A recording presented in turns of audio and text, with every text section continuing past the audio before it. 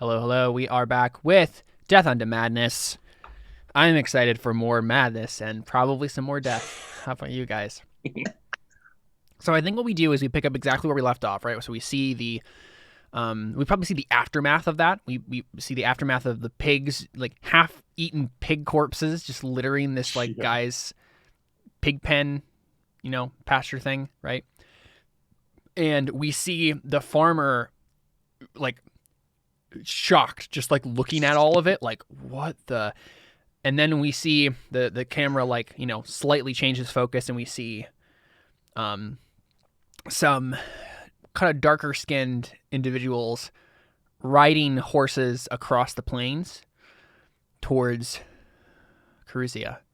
And we can kind of tell just by the way it's framed that these are the Jagadi raiders, and they are headed towards the town.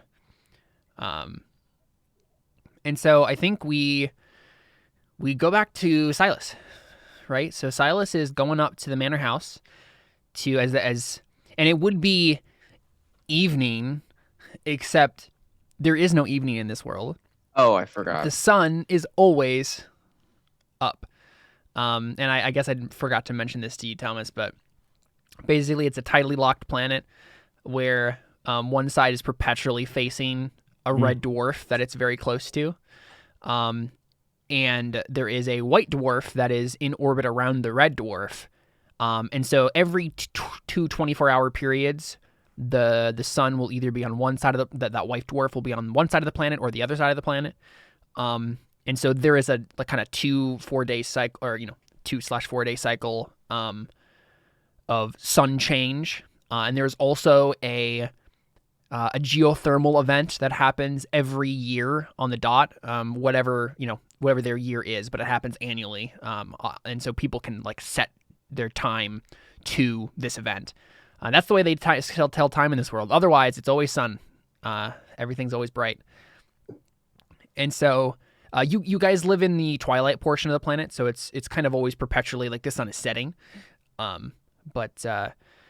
We see this dramatic, probably looks very Western, right? A Western shot of the horse riders riding with the sun perpetually setting behind them as they ride up to Caruzia. So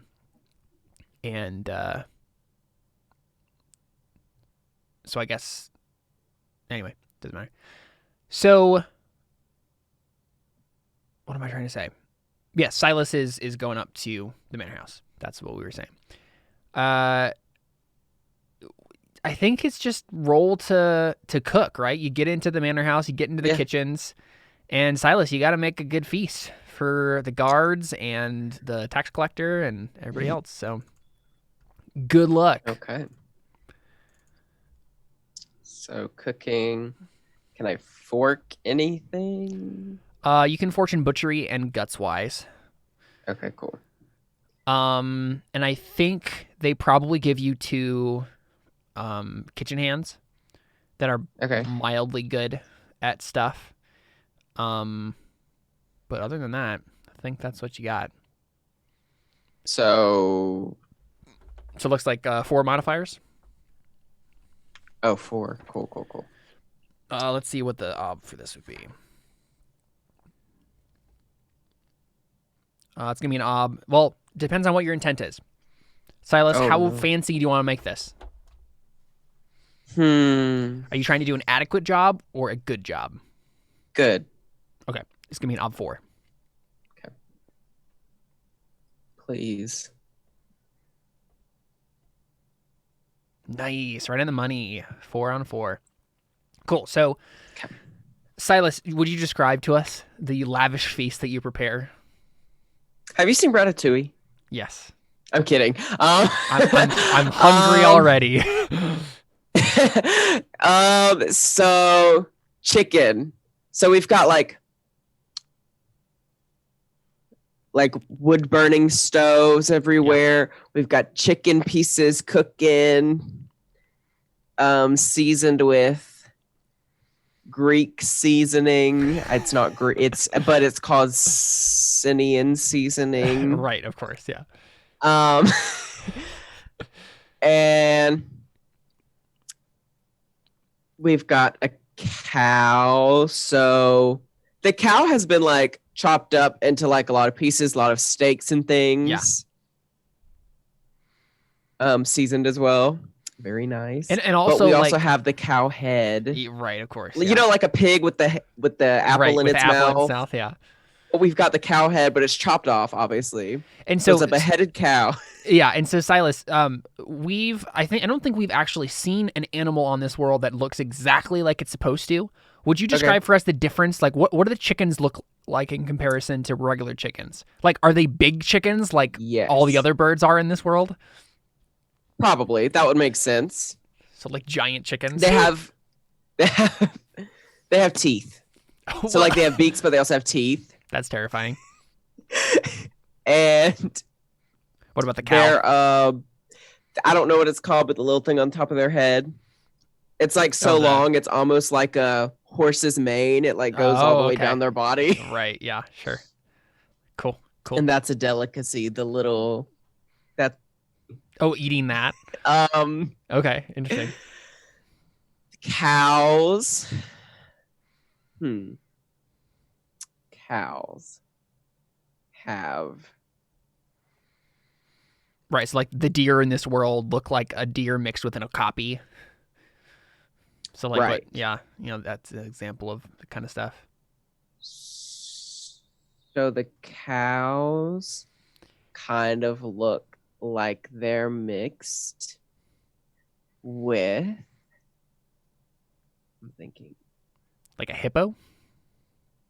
Sounds great. Cool. Yeah, I imagine it's probably like a big, like I think they probably live in water normally. Right, and so I think I think it would be interesting to like the cow grazing lands. Like it's like a docile hippo, right?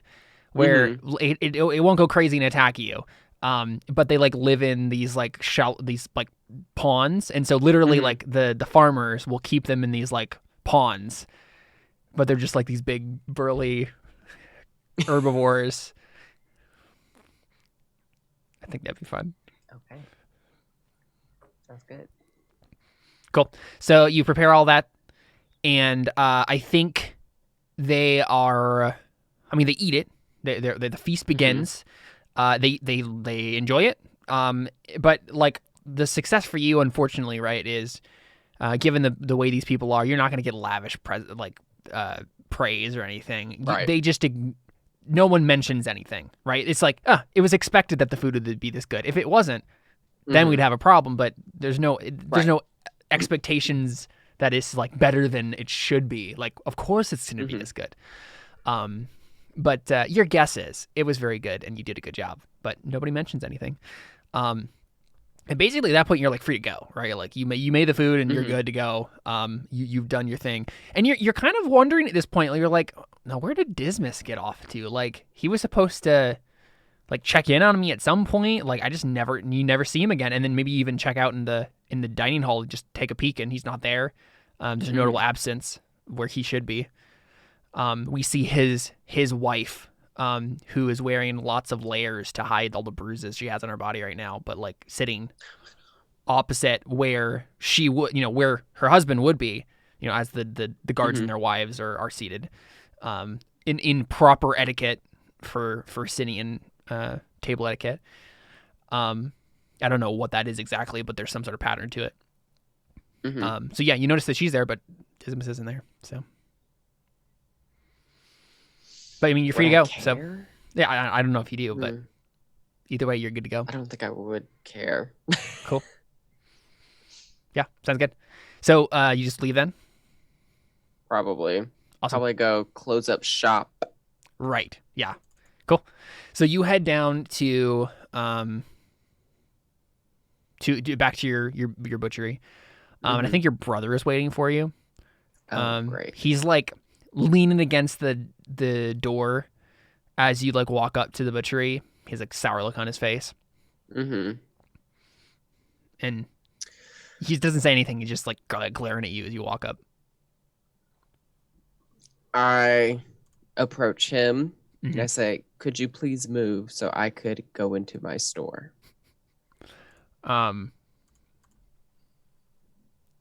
He is still glaring, doesn't say anything immediately, but then he just says, "So you think you're better than me now?" According to our father, I've always been better than you at butchery. Why'd they have you do that? What? He said, why did they have you do that? Like referring to the meal in the manor house. I think my skills speak for themselves. You may be better at butchery, but I'm better at cooking. And like, in one sense, that might be true, but it's really like the main sense that it's true is that he's really good at hiding the absolutely horrendous meats that he buys. Hiding their actual flavor with lots of seasoning, right? So in one sense, yes, he's a pretty good cook because he can make trash meat taste okay. But in another sense, he's not you, and he never will be.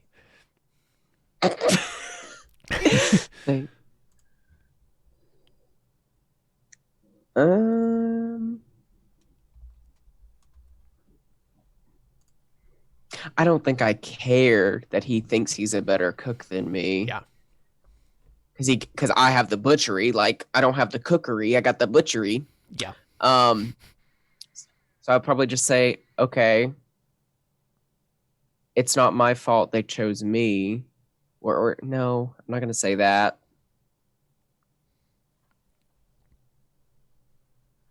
I'm going to tell him I don't have time for this. Could you please leave? He shakes his head and he says, "No, I think it's about time we had this out, Silas.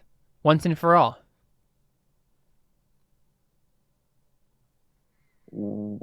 What exactly are you trying to do? I'm trying to tell you that you need to leave. You need to leave this town. You need to give me what's rightfully mine and step down. So you're saying our father was wrong? Are you betraying him? He was a fool. He died a fool. Oh. He proved that when he gave the butchery to you. And what are you going to do about me being here? Dang. You're basically challenging him? I'm asking him what he's going to do. Not necessarily a challenge. It's him. It's if he wants the challenge, that's up to him. Well, I mean, he basically just told you, like, you just need to leave. Like, that's all there is to it. So, like, if you ask him, like, what are you gonna do? He's like, I shouldn't have to do anything. You should understand. Well, I'm not. That by the gods' rights given to men and the law of this town, inheritance being all that it is, that shop belongs to me. Well, it doesn't. And I don't think there's anything you can do about it. He stands up straight and stands right in front of the doorway. He's like, I'm not moving.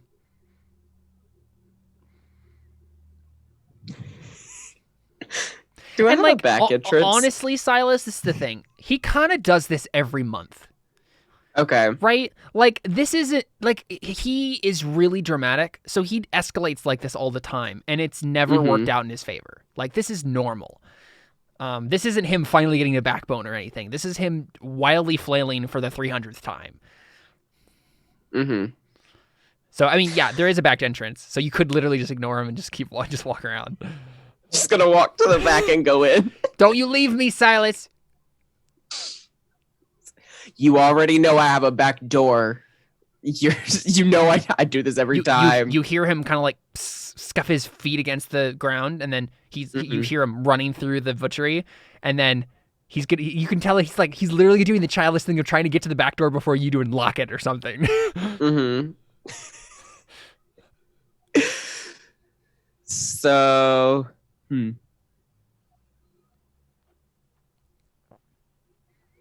I guess I run fast. I guess I run just to run the back. faster than him. Okay, sounds good. Yeah. So, oops, I didn't roll that right.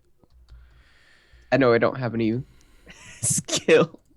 Just roll your speed. Your ob is 1. Oh, he's slow. Okay.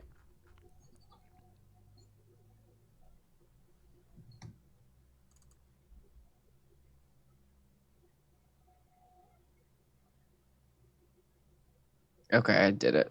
So Ty goes to the defender, which in this... Oh, that's true. I don't actually know what it would be in this case, because I think it's him, because he initiated the action, but then you were the one who was trying to stop him from the action he had already said he was taking. So I think in this instance, unless you want to spend a fate point, he is going to win the tie. Just barely, but yeah, if you want to spend a fate point, you can reroll one of those failed dice and try to get one more on him. Can I know if he locked the front door? He probably Or would that be like... He probably didn't. Okay. Given how fast he moved. I'm just going to go back. Okay, so I'm going to... I'm going to see the doors locked, then go to the front. Yeah, and I think literally he just didn't think that through, and he's like holding like a barrel in front of the door, right? And then you just walk up behind him from the front entrance. He's like, "What? Curses! What? Get out!" You are an idiot, aren't you? Well, please, Silas. Why don't you just give me what's mine? All right? It's mine. Dad should have given it to me. Can I, like... So he's back, like, up at the front with me now. Yeah. Say the door's open. Can I, like, grab him by the neck and just, like... just toss him out? Yeah, like, sure. Pressure point? Yep. Yeah, your ob for that is going to be 3. He's fighting. He's fighting for all he's worth. He's just like, no. What skill? It'd be power. Power. Okay. Oh, my power is... Oh, that not 3. Help. Okay, not 3. Did I do it right? I'm not seeing anything. Okay, let me roll it again. I did something wrong, apparently. Oh, oof. No. Oh, that was a really bad roll. Yeah, so he's kicking, flailing, screaming, no, and he finally just pushes you off, and you just can't get a hold of him. And he's just like, no, you listen to me, Silas. We are not leaving this room until this is finished. It's you or me. And I think he looks over, and you're like in the butcher shop, so he like grabs a cleaver. He's like, you and me. Let's go.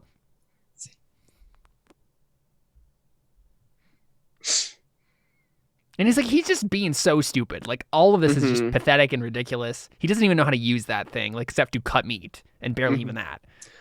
What's his name? Lycus. Lycus. Okay. So Lycus. Well, I keep the strap on me, so I pull mine out, and I'm like, I just kind of hold it nonchalantly. I'm like, Lycus, you don't want to do this. Just go. What if I do? What if I do, Silas? What if I'd rather die? What if I'd rather die than let you have this place? Would you really rather die? Yes. And that's the moment when he might be... Real quick. And that's the moment where an arrow comes through the front door by a Jagadi raider, and could hit him. We'll see. Oh. 2 successes, and then he is going to roll speed in response. Try to dodge it. No. So suddenly your brother gets hit in the back with an arrow and just falls face first in front of you. And you hear the pounding of hooves as the Jagadi are just riding through the town. And so this is actually weird. This is not good at all, because Jagadi raids have turned into extortion for a while now. Like, the actual fighting, this hasn't happened in years. So something went wrong. Okay. So I think, like, I don't actually want my brother to die, so I think I'm going to shut the door. Yes, you rush over to and they were just literally, like, riding through the town, like, and then shooting arrows. Like, so, like, drive by. Literally, that's what it was, right? And so you can do that, and like there's no more arrows are gonna like come in right away. So you can just go up and shut the door. Yeah. And I'm sure I have some sort of supply where I can like try to like cover his. Well, can I like examine how bad it is? I don't know how good my skills are if I would need to use them. What are you trying to do? You're just like trying to. Are you gonna examine like the wound? Just examine the wound. Like, yeah. Sure. You could roll guts wise to try to figure that out. Oh yeah. Okay. Make it an ob 2 guts wise. Basically, just to understand how serious the wound is. Mm-hmm.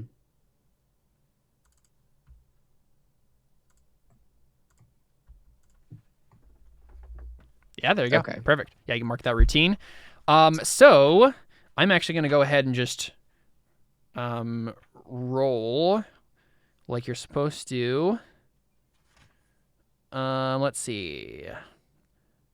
It's probably just a hunting bow. Okay. Well, actually no, it's probably great bow. I'm gonna roll the die of fate, and that will determine what the severity of the wound is. Ooh, dang. Oh no. Yeah, he's mortal wound. He's dying. He's dying, and he's dying fast. Like this probably would it's possible with a wound this severe that he instantly died. I think at the very least, it definitely like, if not coming close to severing his spine, did some major damage on his back. It's a B12 wound, which your mortal wound is a B11, and you're tough. So he's dead unless you can get him to a doctor who can like really quickly treat him. He is dead. Ooh. Oh no. It's like, I don't want to die. Right, I know. Yeah. It's like, how much do you care about your brother? That's the question. Right. Do I have windows? I assume I do. So, at least in the front, yeah. Okay, so I look out the windows. What do I see? Does it look safe? No. Oh. They're riding through the town. Anyone who happened to be out, like there's a couple people just dead from arrows in the town square. You see some Jagadi getting off of horses and like grabbing women from nearby buildings and dragging them out. Like it's bad. It's like instantly becoming like a rape and pillage sort of situation. And obviously I'll cut to the other characters soon here to see what they've been doing during when it starts, but that's what you see. Okay.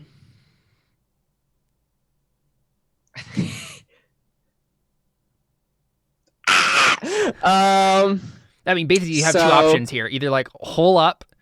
Well, I mean, your main option is what are you going to do with your brother? Like that's the real main question. Right. Are you going to try to save him, which will for sure threaten your life? Or are you going to leave him? And if you leave him, are you just going to try to hole up in your shop here? Or are you going to make a break for it? I don't think I'm going to make a break for it. I don't think I'm going to succeed. Yeah. But I assume I have some sort of supply and I have guts wise. So I highly doubt I'll succeed, but I'm going to attempt to patch him up the best I can. Best you can. Okay, yeah. I'm going to tell him like, yeah, so there's a bunch of murder happening outside. I mean, he's not even, he's unconscious. Like he's out. He's out. Dead. Okay. Like he is moments away from just dying. Like, so doors are shut. I have some sort of supplies. Because I'm sure I have like some sort of cloths or something. Yeah, I think what this means is you won't get the increased obstacle for not having tools. Like you can make do with the tools that you have. You're going to be making an untrained surgery roll here. Nice. Which is going to be impossible because it's an ob 7 to treat a mortal wound with surgery, which is going to double to 14. So, but you're trying it anyway, so might as well roll it. Yeah. Yeah. So do I need to add a skill? Add surgery and being learned is based on perception.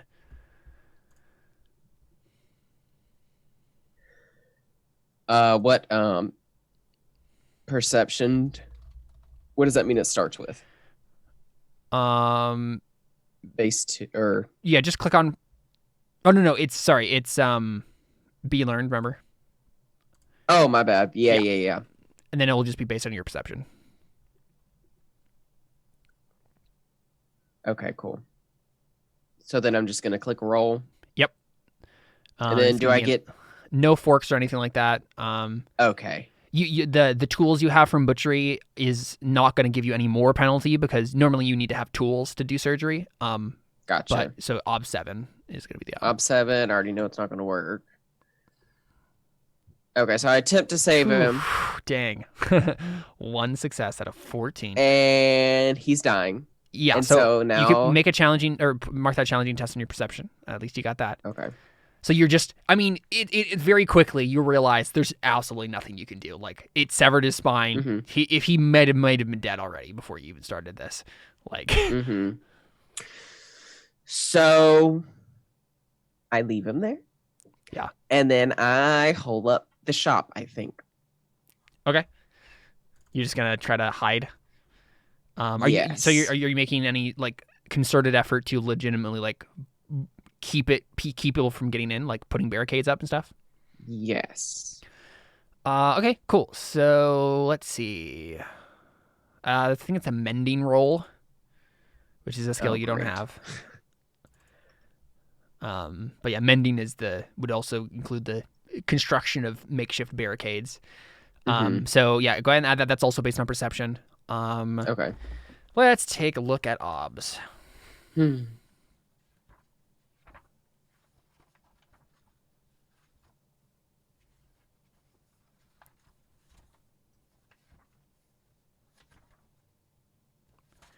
Mending.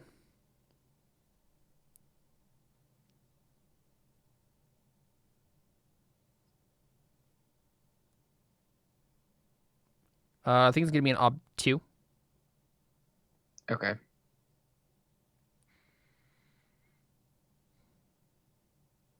I assume I don't get any forks. No. Nope. You could spend fate if you wanted to.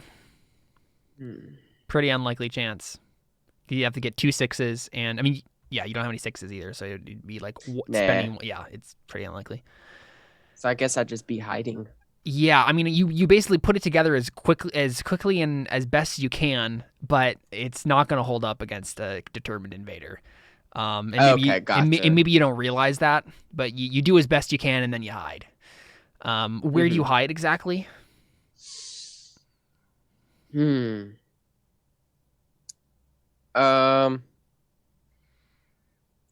think like in the back, I've got like my dark area where all the stuff is hiding from meat. Hiding from meat? What am I talking? Where all the meat is hanging from the ceiling is what I meant to say. Like, I have no idea what you're talking about right meat. So back there, it's dark. Yeah. And Silas, you might feel like you're just soon. You might just be another piece of meat hanging up on the ceiling. Yeah. And we cut from there, I think, to okay. Unless you have, I assume I'd like put something over myself to like hide, like maybe a salt bag. Yeah. There you go. That's probably what it is. Yeah. Cool. So I think we go to Isidore. So Isidore, you were cleaning out the wagon, and I think I want you to make a fort test. It's one of your stats. Basically just to be like, how tired are you from this? It takes a lot of work to scrub this out. Yeah, basically just how tired are you? And just roll the dice. Yeah, click on the D6 on next to fort, and I think it's just gonna be an ob 1. But yeah, you could get a little bit tired out by this. I'm just curious what your state is gonna be when this all starts happening. Okay, yeah, you're good. So you're used to hard labor, and you clean up the wagon as well as you can at least.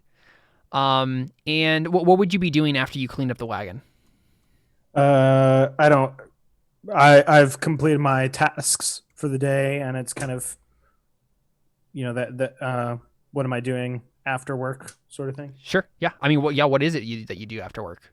What does your leisure time look like? I am drunk. Right, of course. You go to the bar and get wasted. Sounds good. So what does this look like? Are you like legit in the bar at this point? Are you stumbling out in town? How long after this is it? Like how long has it been since I kind of I would say in terms of like the timing with everything else. So that question / when is how much longer until kind of regular sleeping time? It really depends. I feel like I was thinking about this today, actually. I feel like in this world, like there might not be regular sleep patterns. I think people just choose.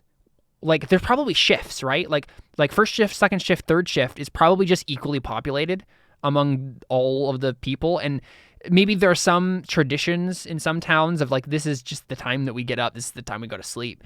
But technically you can just kind of make your own schedule for a lot of stuff. There's no real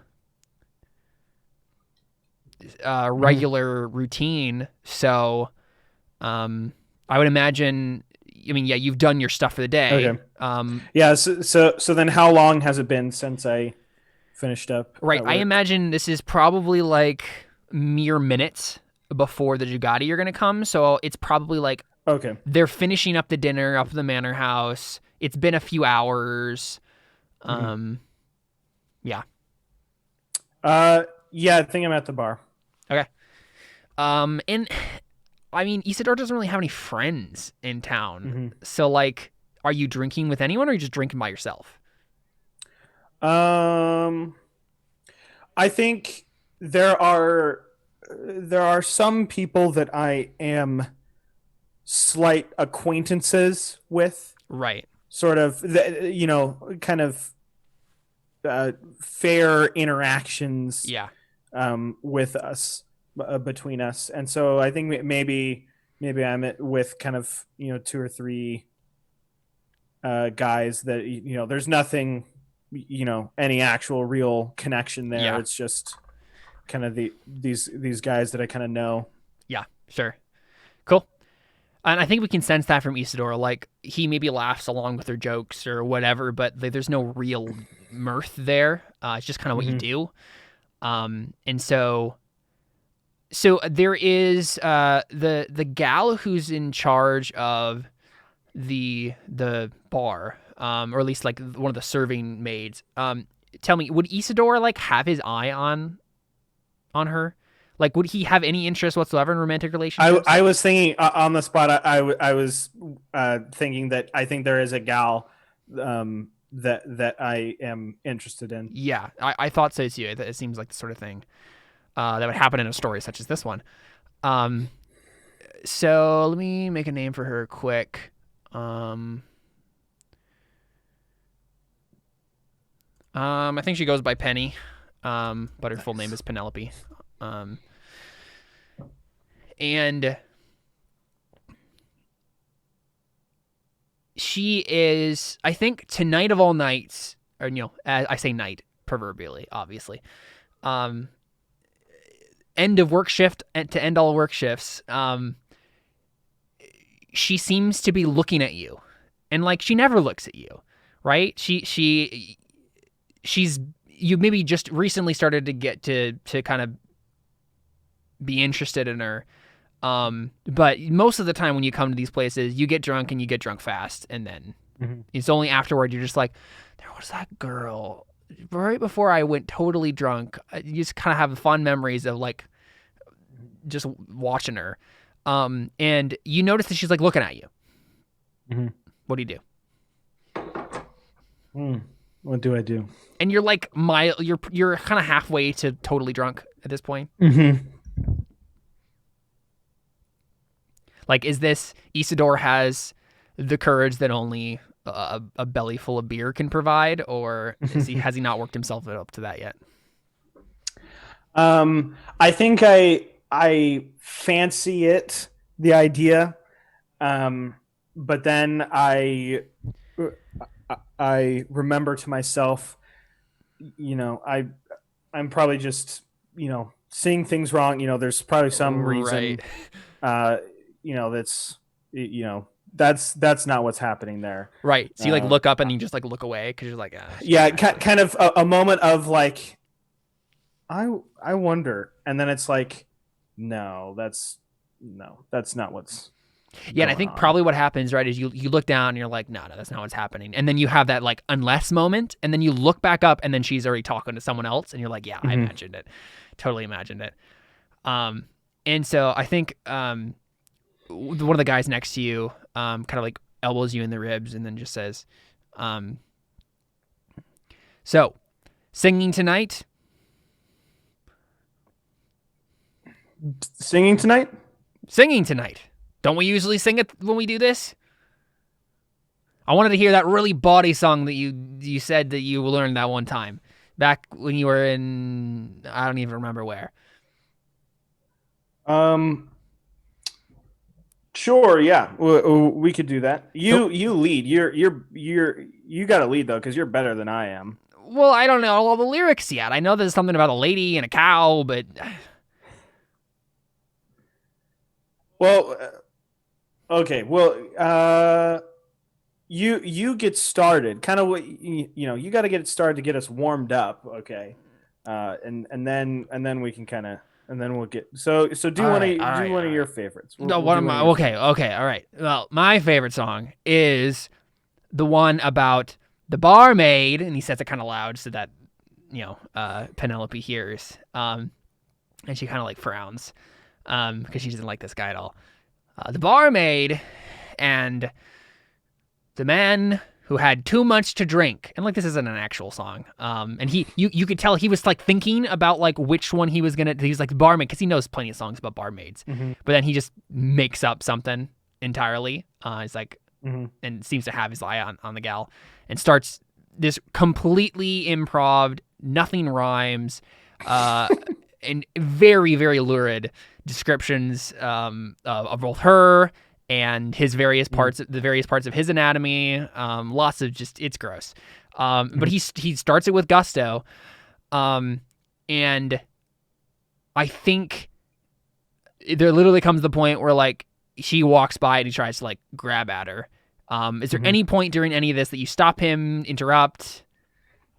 Yeah. So I think you would start off okay, yeah, bar songs, and then kind of as it starts going, I'm like, whoa, dude. And I'm,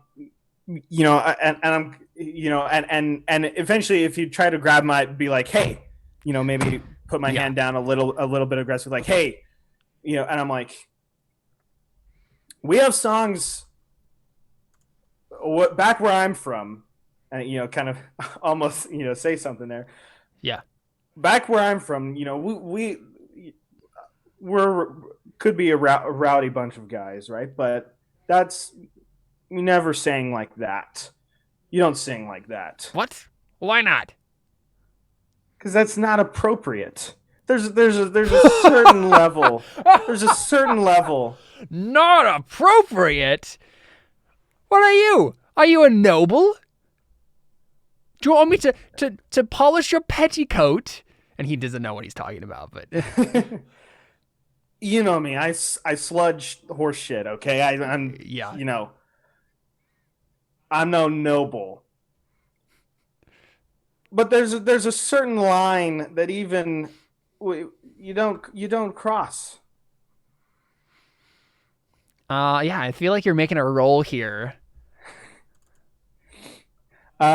If he, I think I'm also if he's continuing to kind of sort of talk, kind of get back, I would, intimidation is coming in where I'm that, kind of a moment of seriousness, do not back off. Yeah. And I think that's probably where it escalates. He's still just listen, I don't know where you're from, Isidore, but here in Caruzia, we have a good time. and I am about to have a great time. And he starts to like stand up and like he's gonna like try to intercept the gal as she like walks back his way, and you can tell he's gonna be pawn places he should not. So what do you do? I assume intimidation happens, but like what's the last straw here for you? Yeah.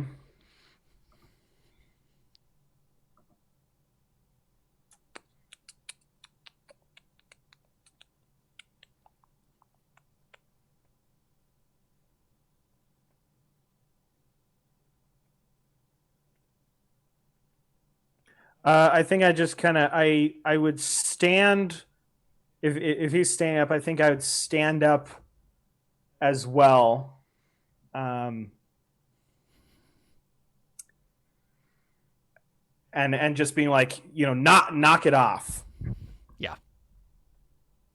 Sure. And basically you're just trying to like make yourself seem menacing enough that he'll just stop. Okay, cool. Yeah, make an intimidation roll. I don't know if you have anything to fork here. I think it's just intimidation. Yeah. And I think it's gonna be an ob 3 because it's his will as the ob. So yeah, it's gonna be pretty difficult to pull off. But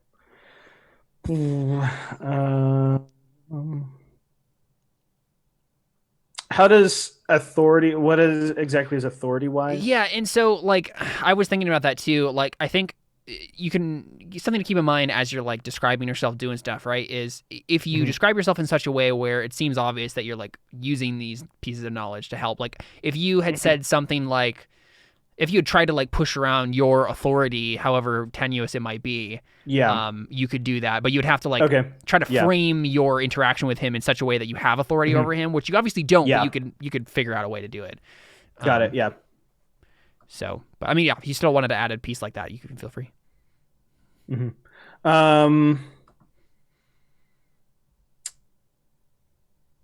I don't think there is anything there. Like the thing that I could see here is if you just wanted to say, that's my girl, right? That's probably a fork for authority wise, because you're like, whoa, I'm the boyfriend, back off. Now, obviously it's not true, but you could pretend it's true.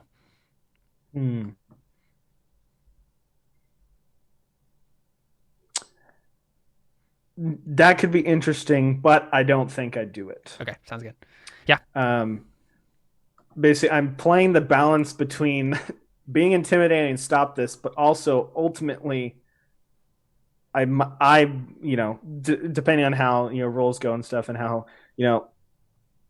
and at least kind of historically, and maybe this sort of thing has happened before, maybe not, but I know kind of just historically, I might be I'm the guy who ultimately, when it comes down to it, I kind of back off. Yeah.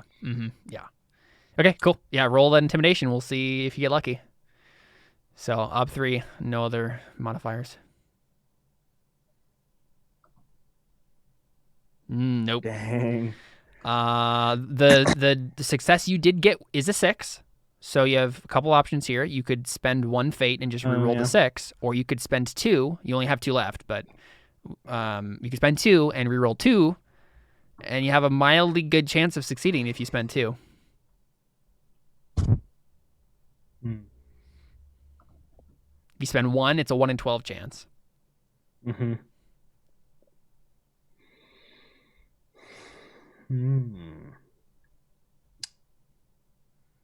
And if you spend 2, I think it's like a 66, 67% chance. I think I will just do 1 fate. Okay. Sounds good. Yeah, so at the top of your sheet there, next to your fate, there'll be a little button there. Put the remaining ob as 2 and the dice as 1.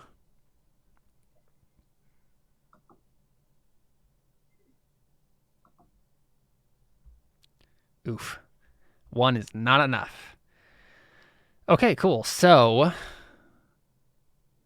let's see. I think you stand up, you do this, you try to be intimidating, and at first it seems like it works, right? Like he pauses momentarily. And then he like glares at you, and he kind of says under his breath, he just says, "Are you really gonna do this, Isidore? Is this the kind of relationship we're gonna have?"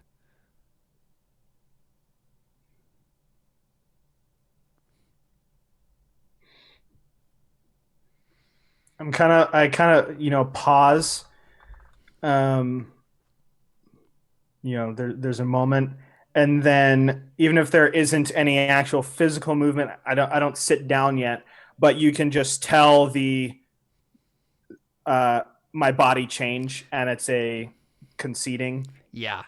And he change. says, "I thought so."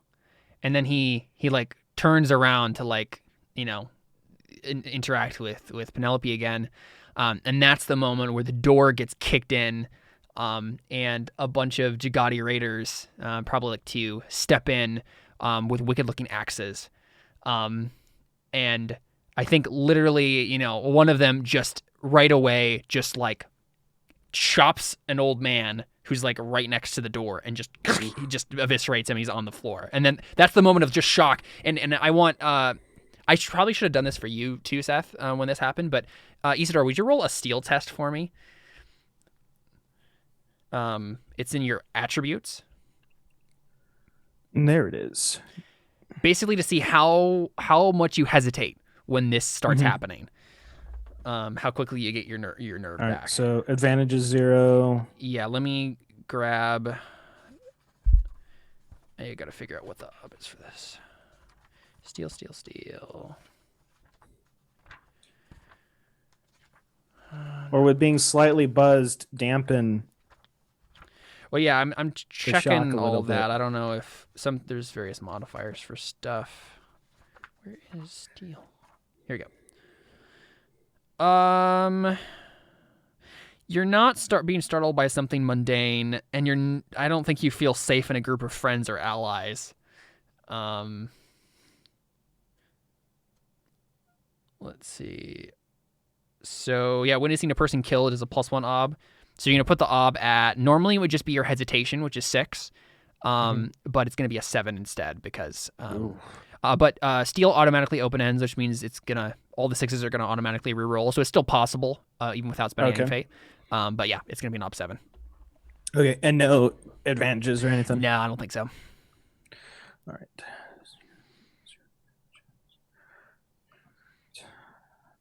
So rewrite that to 7 rather than 6? Yes. You don't have to rewrite that, but when you put the ob in the steel test. The hesitation ob. Yeah, basically it automatically said 6. Oh, did it? Okay, cool. I didn't realize it did that. Yeah, just make it a 7. Yep. Okay. That's cool. I didn't realize it did that. Yeah. And then conditional obs. Nope. Or yeah, that's where you actually technically would have put in that extra ob, but it doesn't matter. You already put a 7 in. So okay. I didn't realize it did that. Whoa, yeah, that's pretty bad. Okay, so this basically means you hesitate for 5 moments in game. Ooh. So you have a couple of options here, Isidore. You can run away screaming. You can stand and drool. You can fall prone and beg for mercy, or you can swoon. Oof. Yep. This guy needs a character arc. What were they again? Run away screaming, stand and drool, fall prone and beg for mercy, or swoon. So like pitch backward in a swoon. So could that be like I like fall back in my chair sort of thing? Basically, yeah, and you can modify these slightly to be something. Mm-hmm. Yeah. I think it'd be something like that. Like the moment it happens, fall over, startled, kind of just the exasperated, like oh my, yeah. Oh my gosh, yeah, yeah, and you sit there for like 5 moments as just they killed that old man, and then I think they probably kill another person. They probably grab. I don't know. It doesn't really matter who, but one other patron at the bar, and then just punch him in the face. This guy gets on top of him, starts hacking at him with an axe, and then like they stand up and they seem to kind of like get over their initial like bloodlust craze. And they basically just start yelling, "Give us the money and the women," in broken Sinian. And so these people, they look like as if they were like from our world, like the country of India. So like darker skin, but like that particular complexion. Are they so are they just coming in through the front? Basically, yeah. It just looked like two kind of like broke off from the main group and broke in. Where is my little shack in relation to this building? Up to you. Where is this building in relation to the stables? Also up to you. I don't really have any preference. I can just say it if you want. Like if you don't want. Well, I think my shack is, it's definitely close to the stables. Sure. Yeah. Which I imagine that those are kind of close. Actually, I bet you all these are probably in a close vicinity. Yeah. Because you have stables. Yep. And travelers who have horses would bring those there, and then you would have the sort of barkeep sort of thing, which is usually going to be closer to the entry sort of area of a town. Yep. And so I imagine probably sort of like kind of the stables and the bar are probably maybe not directly across the street from each other, but that sort of close vicinity. Sure. And then my shack relatively is nearby. Probably relatively close as well. So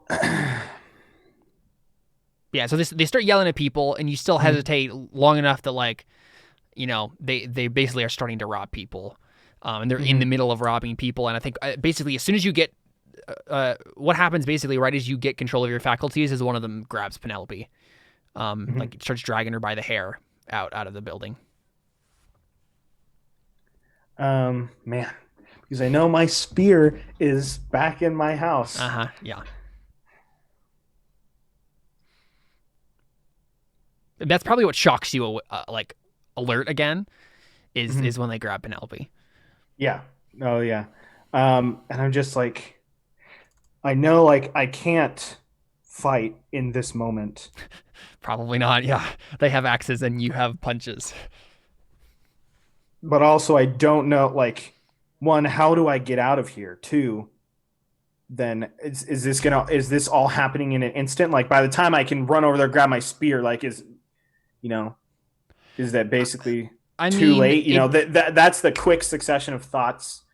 It would be up to a speed test, really. If you wanted to run back to you could probably make a break for it, go out like a back entrance, and try to go for your spear, and then get back in time before they started raping Penelope, right? Like, you could probably do that with a good enough speed test, but that's what looks like what's going to happen. How many are there? There's two in this building. There's two in the building. Yep, but there's probably more. Okay. I mean, you know that these guys don't come alone, so. Yeah. And I know that my shack is not going to be like, right on the main street. And it also probably wouldn't be a target either, so you don't have to worry about that. Yeah. And I imagine there's probably a similar, I think, like in, I'm thinking of like Whiterun in Skyrim, where there's like all the main houses, and then you'll have like little house kind of behind, and nobody really interacts. I imagine it's something like that, where you have the things that actually matter, and then there's kind of poorer people that are in the back, kind of in makes sense to me. Kind of shacks behind. So I imagine something like that. I think I will. Man, they have Penelope in their hands. Yep. I think I do make a run for it. Okay, sounds good. Grab my spear. Make a speed test. Have your Kaladin moment. Maybe. Speed. All right. So no advantages. They're not trying to do this particularly quickly, right? Necessarily. So I don't think it's like a versus test. I think I'll just say ob2. Okay. And if your intent, I assume, is get back in time before they start doing anything to Penelope. Yeah. Okay. Sounds good. Yep. ob2.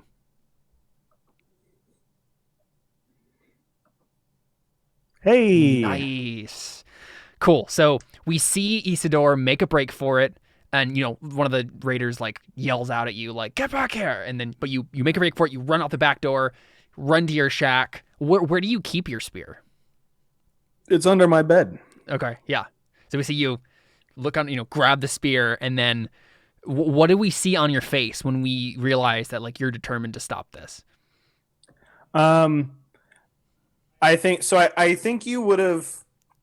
I think that there was always like a kind of how you've seen it so far is, get angry at this person or get angry at that person. But there's always been like that moment where I concede, right? Like there's always been a sense of like, well, this is, that's the way it is. Yeah. A little bit Eeyore sort of posture, sort of face. And I think, there's maybe a glimmer in that moment when I was talking back to the other guy, but it wasn't really there. But I think now there's a real, you can tell that there is something different. Yeah, it's almost like, if this is the metaphor was fire, before we saw like a tiny like ember right in your eye talking to the other guy, and now the ember like ignites fully and there's an actual flame. Cool. And I think we just cut from you there, and we'll pick up next time, right, with the aftermath of that. Well, you actually get there, but we'll cut to Amon. Amon, you got back from cutting up that guy and selling him to a pig farmer. What are you up to before the Jagadi get there? What do we find you in the middle of? All right, you can hear me now? Yep. Yeah, I was trying to think of like what would he do after killing someone. What trophy did you take? What would I take from people? I mean, is it just their possessions? It would be something. Because if like the purpose of like killing them and cutting them up is to feed them to people, you don't necessarily need to take like a piece of them. But you could take their stuff. What's my trophy? I think I would take a knife from their kitchen. Right. So like whatever knife they happen to have either with them, or like you find their house and you get a knife from them. Sure. So like any sharp implement, you just keep collecting them from the people you kill. Okay, cool. You probably have one gal who like didn't have anything but like the rustiest like Perry knife, but you have that. Yeah, cool. So you're putting that up on your like trophy wall or whatever. Like the knife. No, it would be in my workshop. Right. Yeah. It'd be in my workshop. Exactly. And I'd be putting my knife up. Yeah, the knife that like he had in his boot or whatever. So how long after that do the Jagadi show up? Probably a few hours. So like, yeah, what do you get up to in that time? I have an idea if you don't have. I think I would probably go. I feel like he would just be chilling, like having a good time, like happy. Yeah, right. You're just satisfied. Yeah. Cool. Sounds good. And I think what happens is your cousin shows up. Okay. Right. And he is tall, hawkish, and he walks in and he has he's pretty angular, but that angularity doesn't make him look mean or like deadly or anything. He looks more like an owl than a like hawk in like the traditional sense, right? In the sense that like he has probably like bigger eyes than normal. So like his eyes are always the thing that like make people like him instead of being wary of him. Like he just has these like big round eyes that like just invite trust. And so he comes in and you're like probably setting the knife up on the wall, right? And he walks in and he says, "Come on." Cousin, nice to see you. I wish I could say it was nice to see you. What's that supposed to mean? Well, I'm here on business, not pleasure, unfortunately. It's always that way with you, isn't it? Well, we are doing something very important here, Amon. And who? Like the guild he's talking about. Oh, okay. And he says, I didn't induct you into the guild to fret away our hours on pleasantries. When you joined our ranks, we ceased the bond we had by blood is this is what he says. He says, when you joined the ranks, the blood that we were bound by changed significantly. Get to the point. What are you trying to tell me? Because I really don't know, but Amon's telling him that. If you have something to say it. Things are accelerating. Our timetable has changed. How goes the distribution on your end? Well, today I ran into a problem. A problem? Amon, I don't like problems. Not a problem. I mean, it's a problem, but it's already been taken care of. So would you like to tell me what this little problem was and how you took care of it? Just so I can cross the T's, dot the I's, you know. Except you don't. You don't know how to Let's just say there's some... Do I know the pigs went crazy? No. You just knew that you didn't chop up the stuff right and you sold it off to someone. Let's just say a farmer got some cheap feed for his animals today. You're getting sloppy, Amon. We don't need pigs.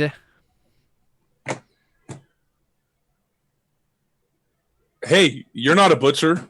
You couldn't have done any better. Is he a butcher?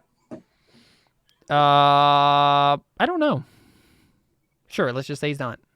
All right. Well, next time I have a body, I'll call you. You can show me how to do it the right way. I don't have time for that, Amon. I'm a busy man. Well, why are you here complaining? I have places to go, people to kill. Well, hey, if you want the job done, I guess you got to do it yourself, right? You're lucky that you're effective, or else I wouldn't have inducted you at all. Your time among the Jagadi hardened you, and we can use that. But don't get up on yourself, Amon. You're still a part of something bigger than you are. It is very important what we do here. I understand it, and I'm looking forward to seeing what happens. So, what's the plan? What has changed? Well, I would like to continue discussing this pig thing, if you don't mind. I am... The pig thing? Listen, okay, what do you want to say? Amon. The concoction that you give our potential... that you give the people that we kill could have some dangerous effects on animals. And I think it's only at that moment. So I think, let's just say something in canon. I think this is the sort of thing you do with everyone. Like, you're always supposed to give them some sort of certain drug before you kill them. Okay. And I think we see in your workshop there, we see a couple of dried black orchids. Okay. Seth silently screams as he understands the foreshadowing. Possession. And he says, no, we understand the effect it has on humans, but animals, especially pigs, I don't like it. I don't like it at all. I need you to check in on them when you get the chance. Check in on the farm and make sure nothing bad They're just happened. pigs, cousin. I've seen some strange things happening with animals recently, Amon. I'm worried. This is why we are accelerating the time schedule. There are others who want to use what we found to their benefit. So as we're talking, I'm still cleaning my knife, and I tell him, "Why are you trying to ruin my good mood?" I'm not trying to ruin a good mood, Amon. But you have Can't to you just let me be happy? You have to understand, your happiness is trivial compared to the job we are doing. I know. All right, well, let's go look at these pigs. No. That can wait. I was suggesting it. You're worried about these pigs. Now I say we go get the pigs. We don't now need you to don't go want me to right see now. the pigs.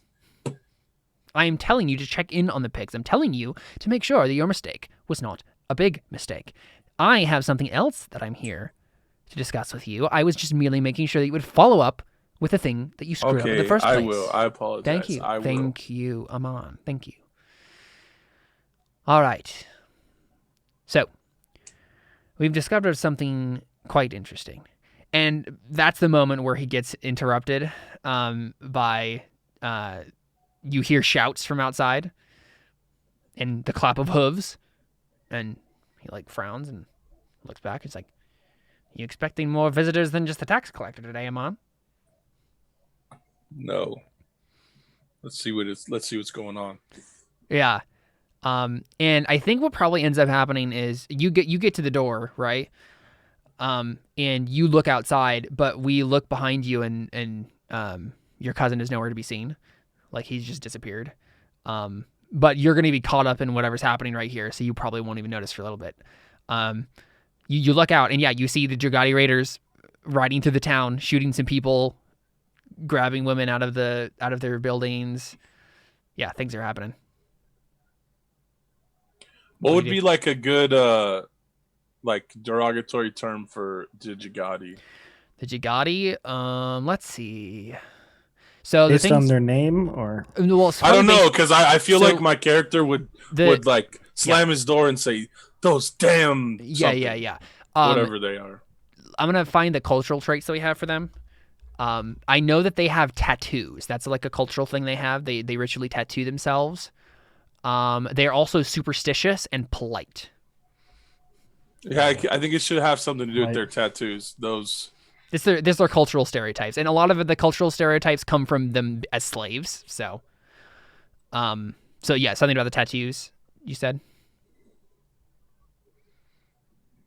skin defilers, or I don't know. I know. Yeah, I'm trying to think of a good I don't know how to say that. Those. I just say those damn tattooed idiots. Yeah, sure. Yeah. Whatever the actual slur would be. Yeah. Okay, cool. Yeah. So what do? I mean, you kind of wanted this in one sense. You didn't want them to come into town and start killing people, but you wanted a chance to kill one of them. So do you want to take it, or? So I shut my door and I turn around and I'm looking for my cousin and he's nowhere to be found. Yeah. What's his name? Yeah. Did he get a name? We didn't make one. Let me grab that. Oh, goodness. His name is Arian. Arian, okay. So he's white. Yes. Okay, so I turn around and I say, Arian, the Jagadi here. And then I'm like, Arian, what? But I don't want to be loud because I don't want them to come to my house. Yeah, you don't see him though. So I start looking for him, and is he there? No, you see the back door of your shop open though. Okay, so I say, well, so much for that. And hold on, let me see my beliefs. The Jagadi are evil. Yeah, I hate them.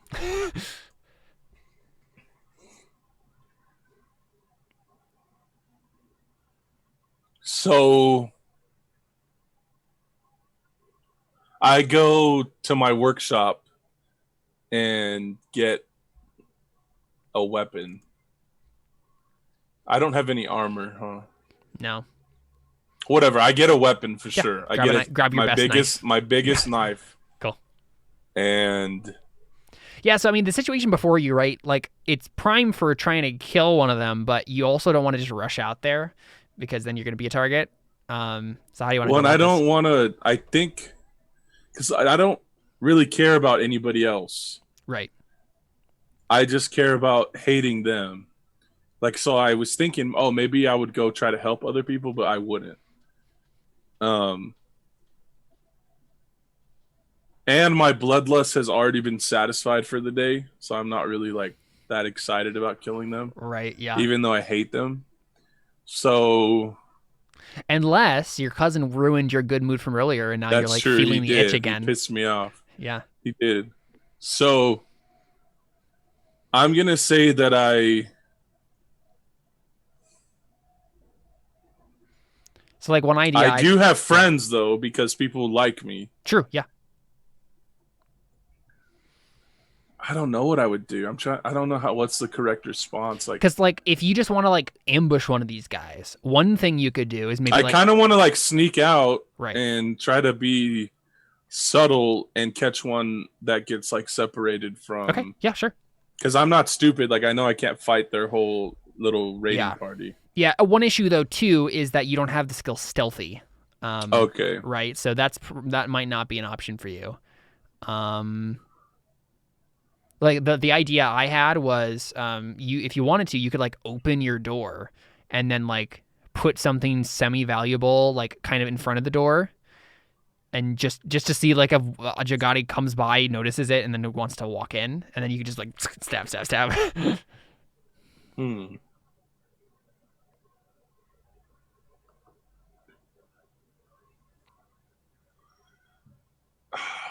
Are they're there to kill a bunch of people? They're not there for well, so this is actually this is the weird thing, Amon. Normally, right, what they do, right, is they come into town and they extort people, right? They like push people around, get money, maybe take a gal, and ride off.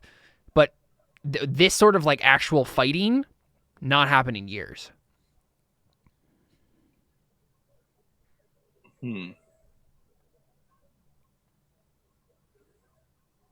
So I think I'll go with your idea. Okay. Yeah, and you like have money, so like you have resources, so you could just like put some money in front of the door, like some coins, and then just hope that someone comes. Yeah, so I'm gonna I will leave some money in front of my door and shut the door and wait behind it until I see someone come to get it. Okay. I'm trying to think of what the role there would be. Because there isn't like a role that jumps to mind to like entice someone to like. Let's just do this. Let's roll a die of fate. Let's say on a 1 or a 2, someone does indeed come over, like soon. Say that again.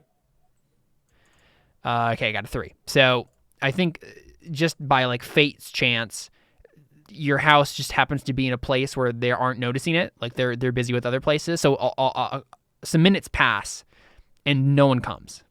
What do you do? I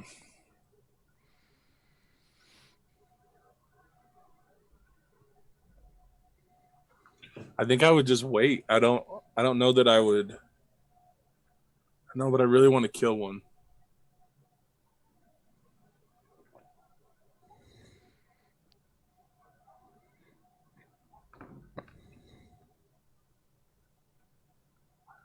I think what I would do is try to go check on my neighbors, not because I care about them, but because I want them to think I care about them. Right. Okay. Yeah. And while I'm outside going from door to door, like maybe I'll find one. Yeah. Okay. So what kind of situation do you want? Like, do you want someone to be attacking one of your neighbors so that you can kill him instead?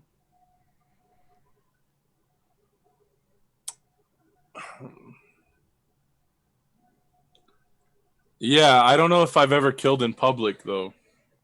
But it could be it could be in defense of. Because I think if my character if he starts stabbing a Jagadi, like he's not gonna stop, and people are gonna be like, "What the?" Yeah, right. So maybe let's do that. Let's make that happen. So I think I want you to make a circles test. Right? Basically just to find like a neighbor of yours, it doesn't matter who, but just in a particular situation, right? And the situation being they're under attack by a Jagadi. And I think it's going to be an ob 2. You have a 1 in circles. You can get an advantage die from your best barber in town reputation because you know your neighbors. Mm-hmm. Beyond that, I think it's just 2 versus 2. So advantage is 2. Advantage is 1, but you have a 1 in circles already, so you'll have 2 dice. Dang. Oof, dang. Wow, yeah, that's a no-go. So I think what happens is you. Okay, this is what happens, Amon.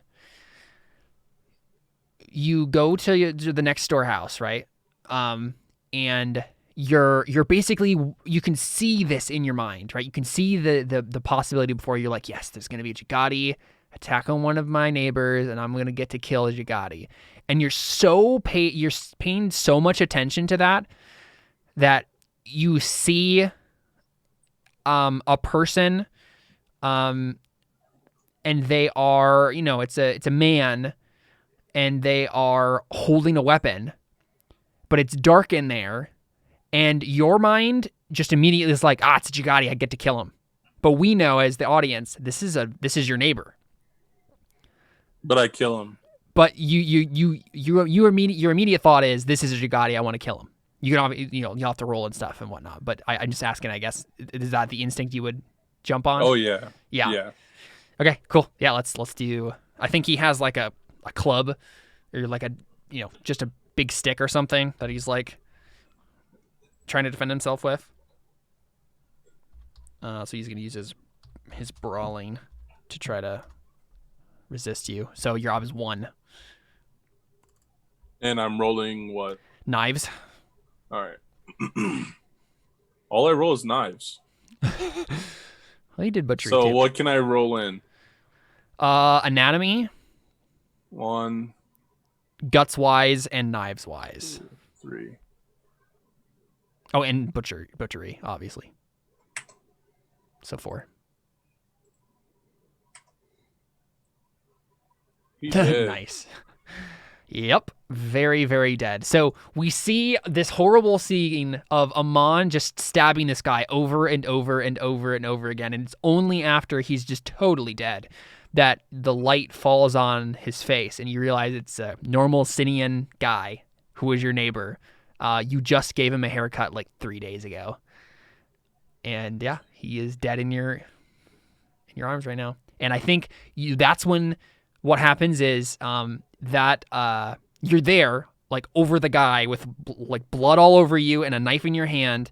And then his wife comes in from the other room and then screams because she was like huddled in kill her too. In the room.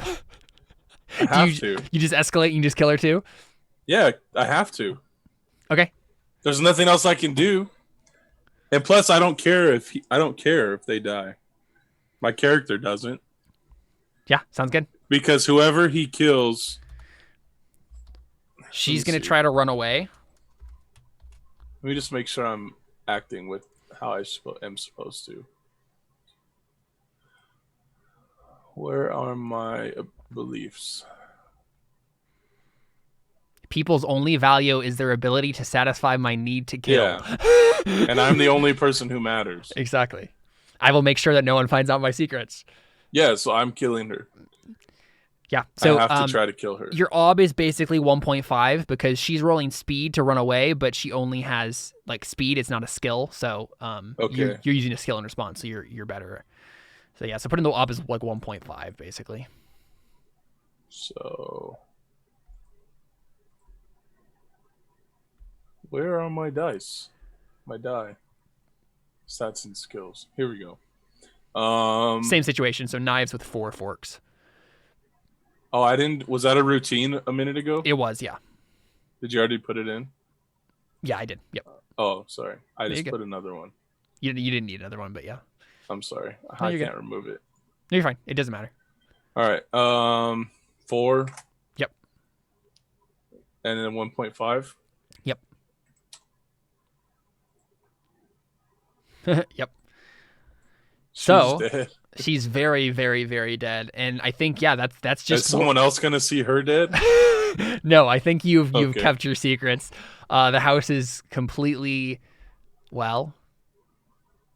Actually, no. I think what we see then is you hear whimpering from inside the bedroom that she came out of. No, there's a kid.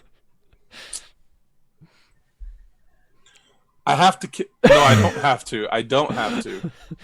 I don't have to kill the kid. You don't? Because he doesn't. He won't know. How old is he?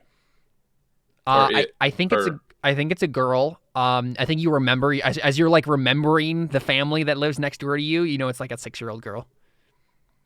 I just leave. I don't kill her. I don't have to kill her. Yeah, because you didn't see anything. She won't know who I am. Unless. And I can blame it on the Jagadi. Right. I'm going to make a roll for her. No. To see if she. Oh my gosh. Like recognizes you somehow. Either from. Should she see me though? Either from like peeking out of the door or like hearing your voice as you grunt or scream or whatever, right? So. Would you even if she did, no one's going to believe her. So everybody loves me. 2 successes. So would you roll a speed test? Because speed is you're rolling a stealthy, being learned stealthy. Okay, so speed. I can't fork in anything, huh? Yeah. No. Villager wise. No, you can't. You can't fork into stat tests. Oh, so just base ob. 2. I'm not gonna get it. Nope. I'm gonna use my fate point. Okay. Yeah, you can reroll 1 die. So 1 ob and 1 die. Ob 1. Yep. No. Oof, no. Okay, so oh my gosh. the girl noticed, and I think that's the last. But do I know? No, I don't think you do. Right. The last thing we see is, Amon leaves the house. Right. To like go back to his, having satisfied his urge to kill for now, and then the girl is like silently crying as she like peeks out the door and sees you leave. And this is like, really sad. I don't like my character. I imagine it's something like the camera would pan away as maybe you see, kind of a flash or splatter of blood as the door kind of opens up and you see the girl, and then you see like the light of, or something of his shadow just walking out. Yeah, for sure. And that's where we cut for today's session. This is crazy. This is crazy. Very violent. All I roll is knives and butchery. Well, you were the one who made all of your beliefs and instincts and everything. And that's who he is. I didn't think I would have to decide to kill a kid. Well, you didn't. You just I had to make the decision. Right. Yeah. I'm lucky because my beliefs let me do it. Otherwise, I would have tried to kill her.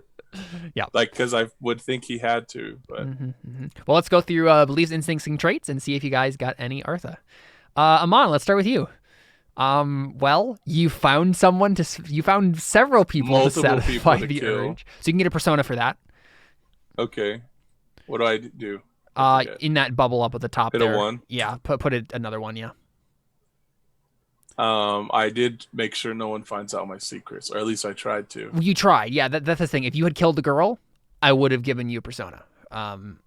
Right? But you did not. I did, but I didn't kill her because I. Right, but you took the risk. I didn't think right? So you get a fate point. You worked on it, right? But you just didn't actually complete I get a fate point. Yeah. Okay. The Jagadi are evil. I'll find a way to kill one of them when they come to raid next. You tried, right? That was the role you tried to do it, but so you can get a fate point for that. But all right. Let's see. Always encourage trust in me. It didn't really come up. It came up in the sense that like when you killed Dismas the first time, but it didn't like complicate the story or whatever. It was pretty like obvious. And then the second one didn't actually really come up either. No. Oh, what if she remembers? What if she saw my scar or something? I mean, yeah, she knows who it is. She knows that it's you. I don't think any of the other skills that you had, or sorry, traits came up. How do you use nimble?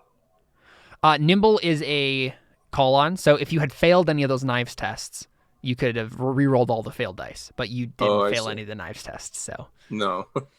Which is kind of, at least I don't have to worry about not getting those. It's true, yeah. You have lots of forks and a call on, so you're pretty good. Cool. So I think it's just 2 fate and 1 persona for you. Cool. Good stuff. Yeah. So go ahead and put that in the top bubbles, the ones at the top of your sheet, and then you're good there. Silas. Hello. I will shut down the slander by being successful in the next quarter. Well, something got shut down. I mean, so you shut down the slander one way or the other. Yeah. Okay. I'm going to give you a fate point for that. I think there was stuff that happened there that was interesting. You haven't gotten a chance to bribe the Jagadi yet, and you probably won't. Because things went a little crazy. So nothing there.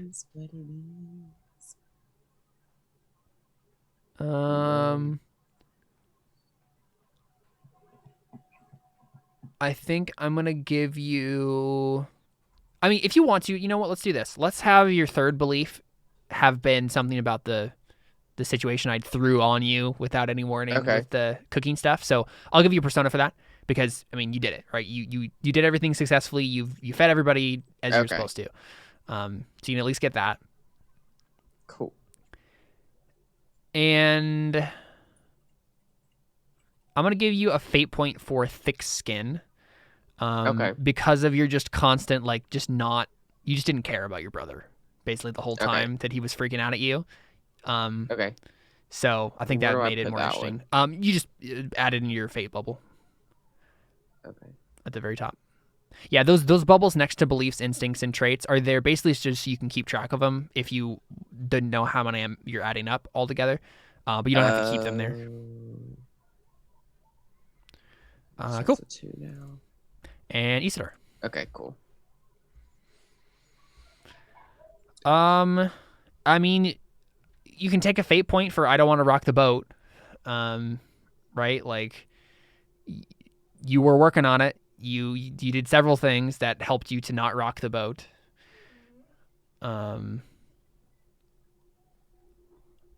You didn't continue on as you always do when the Jagadi came. You decided against it.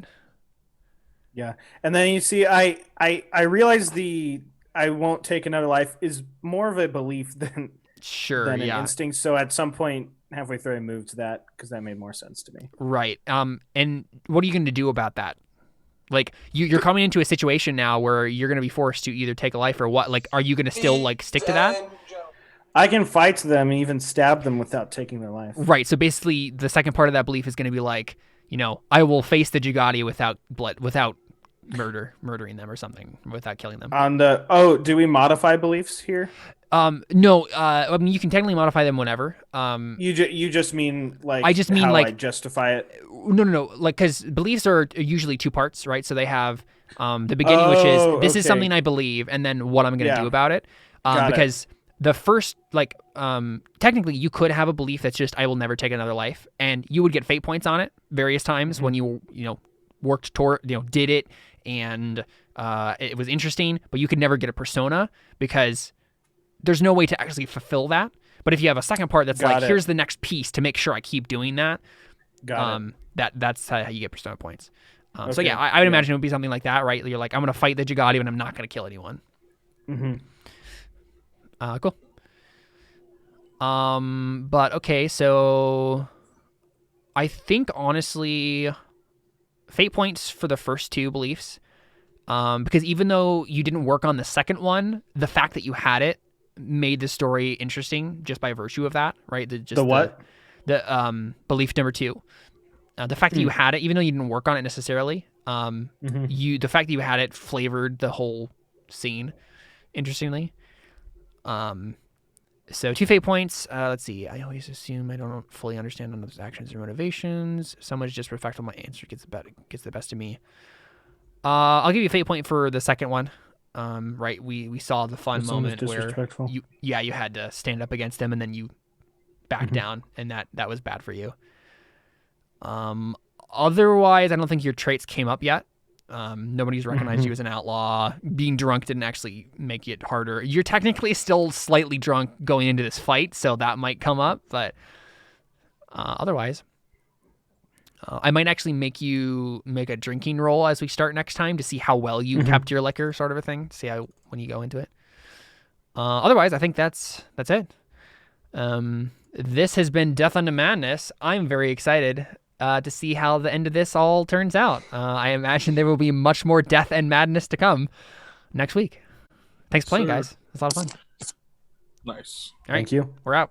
See ya.